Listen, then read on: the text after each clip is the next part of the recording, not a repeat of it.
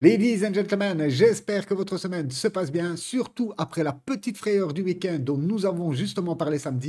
Encore une fois, d'énormes positions longues ont été liquidées en cascade. Puis est venue la délivrance avec l'annonce du shutdown US. Résultat, les marchés traditionnels sont repartis vers de nouveaux records et la crypto a suivi le mouvement, déclenchant cette fois une cascade de liquidation des positions short. En à peine 2 semaines, les market makers se sont régalés en nettoyant le marché dans les deux sens. Dans cette vidéo, nous allons voir ensemble pourquoi cette annonce a fait réagir si fortement le marché et nous parlerons aussi de quelques news très bullish déjà sorties de la token 2049. Sur ce, beaucoup de choses à voir. N'oubliez pas de lire le disclaimer en description, le petit like qui fait plaisir et let's go! On commence direct par le Crypto Fear and Greed pour se rendre compte encore une fois comment l'investisseur crypto est émotif. En à peine 2 semaines, nous étions presque dans l'extrême fear et voilà qu'aujourd'hui on se retrouve dans le grid à 64. Ça se retranscrit parfaitement sur le bubble map. Que ce soit en 1 heure, en daily, en weekly ou en monthly, ça hausse de partout. Les mêmes coins, le SPX qui reprend 20%, Pump 30%, le Pengu 10%. Les narratifs, que ce soit l'intelligence artificielle, que ce soit la DeFi, tout a l'air de reprendre des couleurs. Ça fait extrêmement plaisir. Après, si c'est pour reprendre des couleurs pendant 2 semaines et se reprendre une rincette derrière, voilà, on va voir en comparaison tous les mois de Ethereum et vous allez voir que par rapport à l'ancien bull, on est très loin du compte finalement. Nous sommes témoins de l'histoire. Les contrats à terme sur les marchés boursiers sont à nouveau dans le vert, avec le S&P désormais à plus 39% depuis son plus bas d'avril. Même si la fermeture du gouvernement a commencé il y a seulement 24 heures, le S&P continue de progresser vers un territoire record. Il s'agit du marché le plus fort de l'histoire moderne. Et pourquoi est-ce si important? Beaucoup d'économistes voient ça comme une fleur pour le marché. En fait, comme vous avez énormément, et il ne faut pas oublier qu'on a toutes les données économiques qui tombent à l'eau de cette semaine et voire les semaines prochaines, car aujourd'hui, voilà, le gouvernement est à l'arrêt. Tout le beau petit monde qui nous fournissait ces chiffres économiques sont aujourd'hui chez eux en chômage forcé. Et imaginez, comme c'est le gouvernement, tous les pompiers, les enseignants, la police et tout ça, ils doivent travailler gratos. C'est un truc de fou. L'économiste voit là-dedans un ralentissement de l'économie, un peu comme le Covid. Voilà, on force les gens à rester chez eux. Et comme vous vous doutez, si nous avons un ralentissement de l'économie, ça va encourager Jérôme Powell à baisser les taux. Aujourd'hui, nous sommes à 100% de proba qu'il baisse les taux de 0,25 points de base en octobre. Là, beaucoup d'économistes verraient l'opportunité de voir pourquoi pas un jumbo Fed cut, donc couper directement, faire un doublon sur une coupe, voilà, on fait directement 0,5. Ça allumerait, c'est même pas que ça allumait la mèche est déjà allumée, mais là, je pense que ça enverrait un signal fort au marché et c'est tout ce qu'on attend là. Parce que comme je vous l'ai dit, le temps est compté. Pour moi, si le bull ne se prolonge pas en 2026, ça risque, quoi, on va revenir à l'équilibre et vraiment les dernières entrées que nous avons fait depuis fin mars, il n'y a que là-dessus qu'on sera profitable. On passe directement donc au président, voilà, qui pousse encore Jérôme Powell. Tout ça, pour moi, c'est de la manigance, vous le savez. D'ailleurs, je suis content qu'on nous balance même pas les chiffres économiques là pendant une semaine, voire peut-être un mois. On ne sait même pas combien de temps ça va durer, cette fermeture de gouvernement. Mais voilà quoi, on s'en passe très bien. Vous savez, en Belgique, on est les champions des pays à avoir fait le plus longtemps sans gouvernement. Et vous savez quoi? On n'a jamais connu de meilleure période que quand nous n'avons pas de gouvernement. C'est un truc de malade. Enfin, on passe directement sur le marché. Donc voilà, les marchés hier ont explosé. Le S&P a été chercher de nouveaux records. Le Russell est sur les plus hauts. Je crois même qu'il a fait un nouveau record aussi. Le Nasdaq, pareil. Les Magnificent Seven, pareil. Même Apple, beaucoup enterré avec la déception de l'iPhone, est reparti sur ses plus hauts de tous les temps. On passe sur la crypto. La crypto, 160 billions qui ont été ajoutés en une journée. Donc, vous vous imaginez, ça a saigné pour les shorts. On a fait liquider tous les longs il y a une semaine et demie. Et là, on a fait sortir tous les shorts. J'ai vu une position de short. Le type a perdu 30 et des millions de dollars sur une position. C'est incroyable. On passe directement sur les liquidations encore, car malheureusement, samedi, quand nous avons eu notre dernier drop, Beaucoup se sont empressés à reprendre des longues. Et oui, c'est ça le marché. Déjà en 2021, les futurs, voilà, ça gâchait un peu le marché à cause de tous ces retracements, toutes ces manipulations. Mais aujourd'hui, j'ai l'impression que le truc, c'est a explosé. On dirait que beaucoup, quasi tout le monde sont sur les futurs. Moi, honnêtement, après les claques que je me suis pris à l'ancien boule, croyez-moi que même un levier x2, vous vous dites, je suis safe avec un levier x2, voilà, je prends un altcoin, je suis safe. Vous avez vu les retracements que nous avons des fois de 50, 60% comme ça en quelques jours?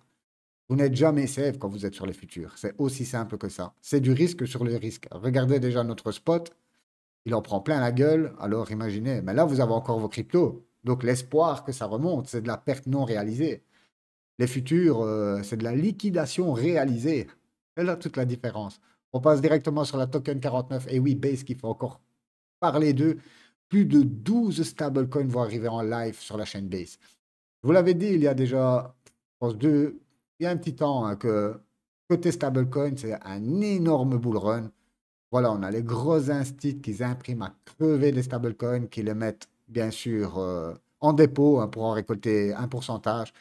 À l'ancien bull, sur vos stabs, vous pouvez aller chercher jusqu'à 20-30%, vraiment quand c'était l'euphorie.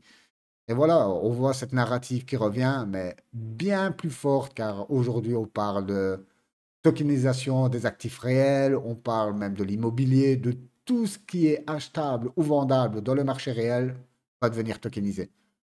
Donc voilà, Chainlink est en train de récolter méchamment les fruits, car pour moi, ça reste le projet numéro un de Reward Asset et de plein d'autres branches de la crypto. Voilà, pour moi, ça reste un des plus gros projets. On voit Sui, bien sûr, qui nous sort aussi leur stablecoin, voilà, avec le Sui USDE et le USDI en partenariat avec Ethena et la Sui Foundation. Voilà, vous voyez, c'est un bull run. Question stablecoin, si aujourd'hui on a un super gros wallet, vous vous régalez juste avec ça, hein. Imaginez, vous mettez des sommes monstrueuses, ça a du 10%. Vous n'avez même pas besoin de risquer en bourse, en fait. Donc voilà. Là, c'est vraiment la narrative, stablecoin, les pertes. Vous savez, voilà, le trading futur, les gens, ils sont accros. C'est comme le casino et tout ça. C'est pour ça que ça fonctionne aussi bien. C'est pour ça que nous voyons des projets comme Aster exploser. Et voilà quoi, les gens sont dans le risque à fond. Sur ce, on passe à Pub Fun qui fait encore une mise à jour. Voilà, ils vont aussi sortir leur DEX à perte. Donc voilà, il va y avoir aussi du levier sur Pub Fun. N'oubliez pas, vous avez aussi Pub Fun Live qui est sorti. Voilà, les streams sont en train d'exploser. Beaucoup arrivent sur Pub Fun Live pour tirer un petit airdrop. Ils viennent aussi de sortir maintenant. Vous pouvez swapper sur Pub Fun. C'est toujours en bêta. Mais mettre un petit peu sur votre wallet fantôme, allez sur Pump Fun, faites deux, trois petits swaps de temps en temps. On ne sait jamais quand la folie, si folie il y a, ça peut pas mal récompenser. Souvenez-vous, au début de la chaîne, on faisait pas mal d'airdrops. On a été chercher des belles petites sommes jusqu'au moment où ça soit devenu mainstream et que voilà, il n'y avait plus rien à aller chercher et que les projets se sont rendus compte qu'on était accro à ça. Alors ils nous faisaient faire un tas de conneries pendant des mois et des mois. Tout ça pour ne rien avoir au final. Sur ce, on finit avec les retours, voilà, les mois les plus profitables. On va commencer par le BTC. Regardez le BTC depuis 2023. Il n'y a que du vert. 2023, pour moi, ça a été la seule année où il y avait vraiment de la hype, de l'euphorie. On avait un, 2, 3 mois baissiers. En 2024, un, 2, 3, 4 mois baissiers. 2025, un, 2, 3 mois baissiers jusque maintenant. OK? Regardez maintenant l'Ether. Regardez ça, l'Ether. On retourne au bull run de 2020. En 2020, sur l'Ether, on avait un, 2, 3 mois baissiers. 2021, un, 2, 3, 4 mois baissiers. 2022, ça a été la cascade. Vous imaginez, ça fait 6 mois baissiers sur 2 années. Regardez notre bull run. 2023, magnifique. 2 mois baissiers. Super bien démarré. Les alts explosés début 2023. Voilà. 2024, 1, 2, 3, 4, 5, 6, 7 mois baissiers. 2025, 1, 2, 3, 4, 5, 6 mois baissiers jusque maintenant. Vous voyez l'énorme différence entre l'ancien boule et ce boule. Et comme je vous l'ai dit dans la précédente vidéo, la différence est juste que au point de vue macroéconomique, on n'y est pas. Voilà, on commence seulement à couper les taux, comme je vous l'ai dit, par rapport à l'ancien boule où on avait eu le Covid, on avait tout coupé, les taux étaient à zéro, même en négatif, on avait imprimé de l'argent à crever, et tout ça dans un court laps de temps. C'est la seule différence entre l'ancien bull run et ce bull run. L'ancien bull run, on a fait ça dans l'urgence parce que c'était une crise sanitaire. Ce bull run, on fait ça à cause de l'inflation et ça prend plus de temps. Voilà pourquoi moi je pense vraiment que nous aurons un bull run un peu tardif. Si on regarde, il nous reste octobre, novembre, décembre. Et encore, regardez le mois de décembre. Pas joli le mois de décembre. Donc voilà, il faut absolument, à partir de maintenant, qu'on enchaîne vraiment les boules, que Ether casse son ATH et cette fois de façon significative, qu'on va directement chercher les 7K, 8K. Alors là, vous allez voir le marché bouger. Tant qu'il n'y aura pas ça, pour moi, on peut encore se dire, wow, on va partir en alt saison, on va partir en alt saison, mais ça fait 10 fois qu'on se dit on va partir en alt saison et pour finir, on se ramasse des claques derrière. Donc voilà, on va passer directement sur l'analyse graphique. On commence par le VIX, comme d'habitude. Le VIX, bah, que dalle le VIX. Le VIX, en fait, depuis le 24 novembre, depuis l'année passée au mois de novembre, on est exactement au même point.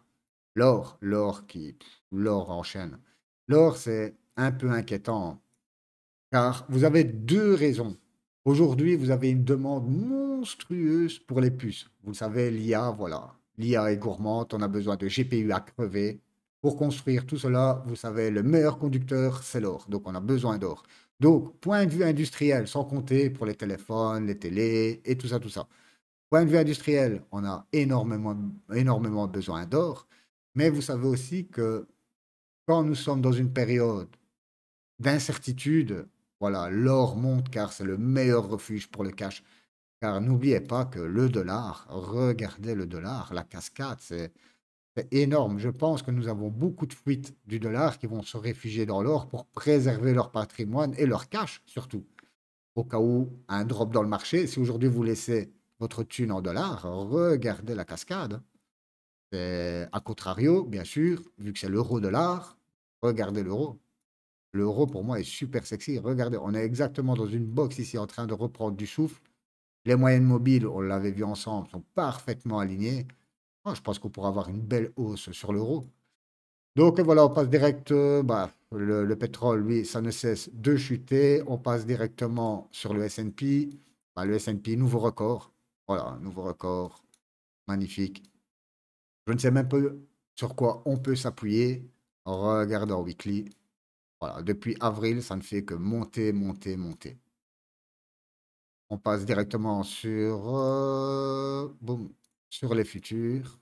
Voilà, dans toute cette volatilité, on avait ouvert un gap ici, on l'a fermé. Et malheureusement, on a ouvert mais c'est vraiment un léger gap. Vous voyez, c'est quelques centaines de dollars avant de partir méchamment à la hausse. Donc voilà, on sait qu'il y a un gap aux alentours des 111K. On sait qu'il y a beaucoup de liquidités juste en dessous.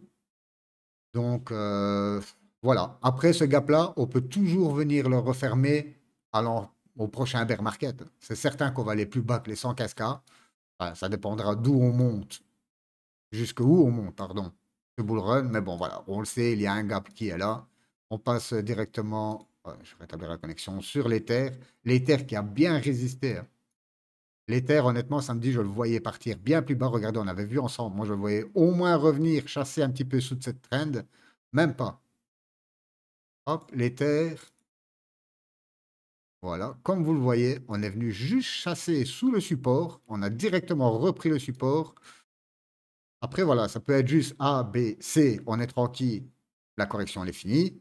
Où on va afficher, si on regarde en 3D, vous voyez des hauts de plus en plus bas avec des bas de plus en plus bas. Et pourquoi pas les rechercher un peu, retravailler le prix au niveau. Mais ça ne sert à rien de se projeter. Moi, tout ce que je vois aujourd'hui, voilà, c'est qu'on vient de casser un support, on le reteste, on chasse un peu en dessous du support et pourquoi pas, ça repart.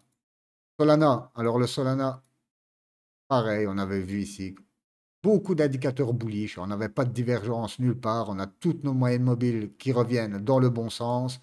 On vient juste, même pas à peine se poser sur ce gros support.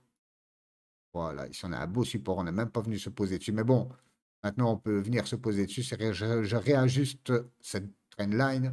Ah bon, on ne va pas le faire. En tout cas, voilà. Prochain objectif, c'est de retourner dans la box des ATH. Comme vous le voyez ici, nous sommes, d'ailleurs, on va même la prolonger. Hop, voilà. On est sur cette monstrueuse traîne haussière. Regardez, c'est presque, c'est pas vertical, mais bon, en tout cas, on affiche des plus hauts, de plus en plus hauts, avec des bas de plus en plus bas. Ce serait bien de continuer cette tendance et de venir faire un plus haut, pullback et enfin décoller. On passe directement sur le SUI. Ben, le SUI, on va l'esquiver car depuis la semaine passée, enfin depuis samedi, ça n'a pas bougé. Voilà, on est toujours dans ce gros triangle de compression. C'est en train d'accumuler. On passe directement sur le Pump and Fun. Voilà, Pump avait bien décollé. On a eu un beau retracement. On l'avait vu ensemble samedi, hein. Magnifique. 46%. Je vais passer en daily. Voilà, 46% de retracement. On va voir si on atteint nos objectifs. On pourra encore aller chercher facile les 61,8. Mais bon, là, comme vous le voyez ici, on arrive sur une résistance. OK. À voir. On pourrait très bien revenir ici. Et ensuite afficher les plus hauts et repartir. Vous comprenez? Parce que pour l'instant, voilà, on a fait un haut, on fait un deuxième plus haut, plus bas que le précédent. À voir si on ne va pas afficher un nouveau plus bas. Voilà, toujours observer. Perso, je n'ai pas pu re-rentrer ici. Vous savez, j'ai pris des bénéfices quasi au top. Là-dessus, et à cette heure, j'ai liquidé ma position aussi quasi au top. Voilà, ici, je ne suis pas rentré. Je me suis dit, bon, on va peut-être aller chercher un peu plus bas. Erreur de ma part, on n'a pas été chercher plus bas. Par contre, on a déjà repris 50%. Donc voilà, toujours à voir. Si maintenant, je vois qu'on break ici et qu'on fait un nouveau plus haut avec un nouveau plus haut ici, là, je rentrerai les bénéfices que j'ai pris dessus. On passe sur Aéro. Ben, Aéro, on va le skip, c'est pareil. On a eu un petit retracement, on vient pile poil appuyer sur cette longue traîne haussière et sur ce gros support que nous avons ici. On pourra encore même mécher en dessous. Quand nous voyons la tête de la traîne haussière, pour moi, il n'y a pas d'inquiétude. On passe directement sur Aster. Voilà, Aster, on avait vu ensemble samedi, on était quelque part ici. Je vous avais dit que si on perdait le support là, ça avait aller chercher du pétrole à 1,5. C'est exactement ce qu'on a fait. On est venu à 1,5 et 0,92. On a un rebond. On a un rebond, mais comme vous voyez, on a beaucoup de marche à aller chercher ici. Donc voilà, en tout cas pour l'instant, voilà, ça part à la baisse. On affiche toujours des plus bas, de plus en plus bas. Donc pour moi, je serais d'avis d'attendre, voir si on ne veut pas, oh là là, juste revenir ici, des 4 bounce et boum, aller chercher bien plus bas. Au niveau des 1$, 1,30$. À ce moment-là, ça pourrait devenir intéressant. 50% de discount. Là, nous sommes à combien? Ah, on a été chercher jusque presque 40%. Et nous sommes à allez, plus ou moins 30% de discount. Patience, patience. Et pareil, si vous voulez vraiment rentrer sur ce projet, moi, je préférerais qu'on commence à partir dans une autre tendance et casser des niveaux clés. Voilà, pour moi, ici, ce serait une belle rentrée au niveau des 2,5. Je sais que c'est quasi le top, mais comme je vous l'ai dit, regardez, de toute façon, vous avez toujours deux scénarios, c'est 50-50. Après, c'est votre capacité, votre vitesse à réagir à ce scénario. C'est ça qui fait la donne pour moi. Rétablir la connexion, mais il va me le mettre partout, ça. Ici, on passe sur le hype. Le hype, je le passe aujourd'hui, car une fois de plus, on vient de briser cette pattern. La dernière fois, on l'avait brisé, c'était un faux signal. On est revenu pile dedans.